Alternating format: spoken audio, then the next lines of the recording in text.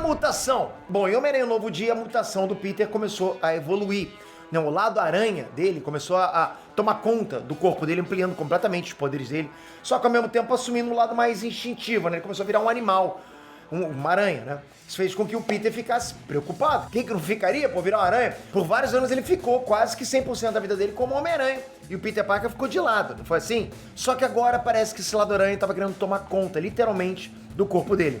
Esse é o medo dele. E é por causa disso que o Peter foi conversar com o Bruce Banner para entender como é que funcionava o inibidor que ele usa para conter o Hulk. Aí, a partir daí, o Peter faz o próprio inibidor para poder impedir que o lado aranha tomasse conta.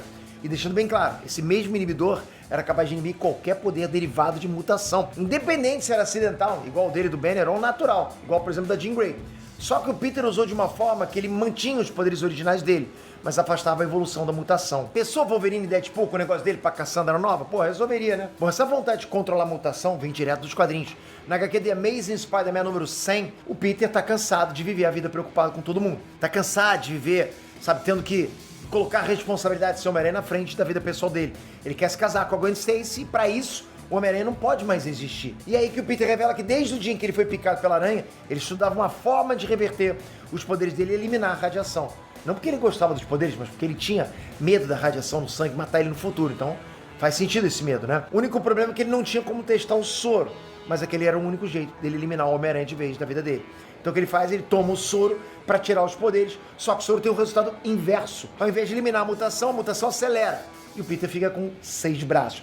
Bicho fica nojento, rapaz. Se tu tem um chinelo gigante, vapo nele, né? Bom, essa é a primeira vez que o Homem-Aranha aparece com 6 braços. Mas teve outras, como por exemplo nas HQs de Marvel Fanfare número 1 e 2, dos anos 80. Nessa história, o Homem-Aranha e o Anjo foram até a Terra Selvagem procurar o Carl Lycos, que é o cientista que se transformaria lá na frente no vilão Sauron. Lá o Homem-Aranha e o Anjo foram capturados pelo vilão Brainchild, que fez a mutação deles regredir para a forma mais selvagem delas. O Anjo virou um homem-pássaro e o Homem-Aranha ficou lá, virou uma aranha humana. Bom, mas essa parte foi só curiosidade, né? A real é que a mutação do Homem-Aranha tem vários momentos por evolução através da ciência, ou às vezes pelo lado místico, como por exemplo quando ele ficou completamente estressado quando ele descobriu que a Tia May tinha tido um derrame, né, e ficado em coma. Ele tinha passado por um trauma recente, né, que ele acabou descobrindo lá que os pais dele, que tinham voltado dos mortos, que os pais dele estavam mortos, eram na verdade sósias robóticos criados pelo vilão Camaleão.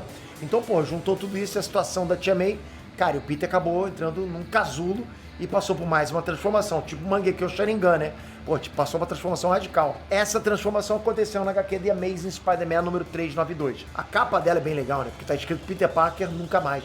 E é exatamente isso que aconteceu quando ele saiu do casulo. Ele ficou completamente sombrio, sabe? Silencioso. Bem parecido com a transformação do Homem-Aranha, quando ele desce o porrete no escorpião. Essas foram algumas das inspirações para esse novo filme.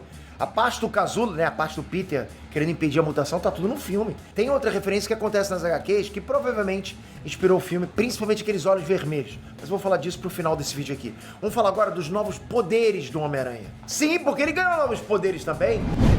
Os novos poderes. Bom, todo mundo sabe que os poderes bases do Homem-Aranha são, né, grudar na parede, sentido aranha, mais um pacote de habilidades sobre-humanas, como por exemplo, reflexo, força, durabilidade, agilidade, resistência, aquele pacotão de super-heróis do meta-humano. Ele ainda utiliza essas habilidades aprimoradas com um conjunto de poderes, como por exemplo, o sentido aranha com reflexo e força, igual ele fez em Guerra Civil contra o Bucky. Ou, por exemplo, a durabilidade mais a força que ele usa para sair dos escombros e de volta ao lar. Só que em Homem-Aranha Um Novo Dia, ele recebeu um up em todas as habilidades dele. E não é só um up à toa não, galera. Ele tá num nível completamente diferente. O sentido aranha dele foi capaz até de perceber o tiro do Justiceiro, mesmo quando ele ainda tava lá com a Jean Grey na mente dele paralisado. Isso é muito, muito over, né, cara? Overpower aí. E ele também recebeu um up nos reflexos e na agilidade. Isso fez com que ele se desviasse dos shurikens ninjas do tentáculo, né? Cara, a força dele então, pô, ficou casca grossa demais. Antes ele tinha dificuldade para segurar o ataque do escorpião. Mas quando ele ativa os poderes novos, os olhos dele ficam vermelhos, cara, ele bate no escorpião como se ele não fosse nada. A força também reflete no salto que ele dá. Ele consegue pular mais alto, além disso ele tá mais rápido também. E claro, tem a teia orgânica que se provou ser muito mais resistente do que a teia que ele criou em laboratório. Então quando você pega todos esses upgrades, você tem um Homem-Aranha muito mais rápido e preciso na hora da luta. Além dos poderes, ele fica mais instintivo. Esse lado instintivo vem das referências que eu falei antes no vídeo.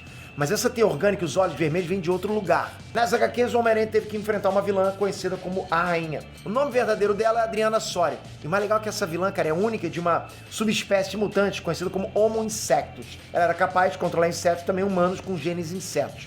Na HQ The Amazing Spider-Man número 16, de 2003, a Rainha dá um beijo no Homem-Aranha e coloca nele uma enzima pra tentar transformar ele no parceiro dela. Só que essa enzima produz um efeito colateral. O Homem-Aranha começou a se sentir estranho, né? Até que na primeira noite, olhos de aranha começaram a aparecer na cara dele. No dia seguinte, as presas apareceram e finalmente ele se transformou num híbrido de aranha e homem. Aranha humana, né? Mas não parou pra ele, continuou se transformando até virar uma aranha gigantesca. Cara, tipo, nojento mesmo.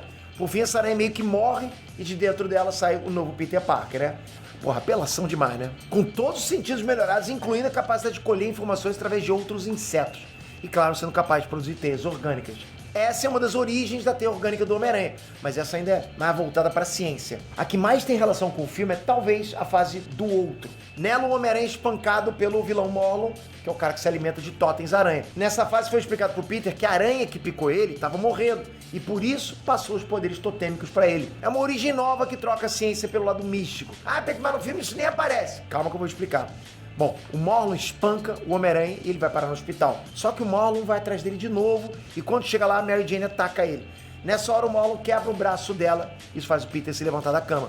Só que não é mais o Peter, é uma versão animal dele. Ele salta pra cima do Morlun, parece uma criatura, sabe? Com os olhos avermelhados, dentes pontudos, presas.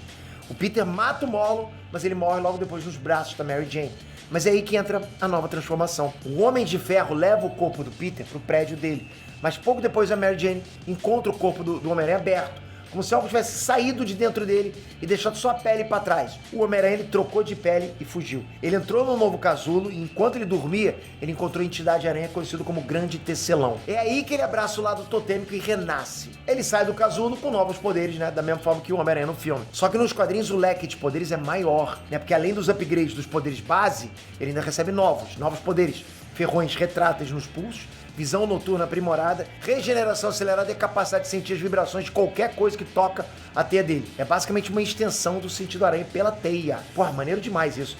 E ele fica tão roubado que o corpo dele reage automaticamente. Instinto superior. É uma versão do instinto superior. Tem até um momento engraçado, que é quando o Peter vai fazer alguns exames na Torre Stark depois de renascer. E quando ele tá indo embora, o Tony só coloca a mão no ombro dele, sabe? Nessa hora o Peter automaticamente vira e dá uma rasteira no Tony Stark.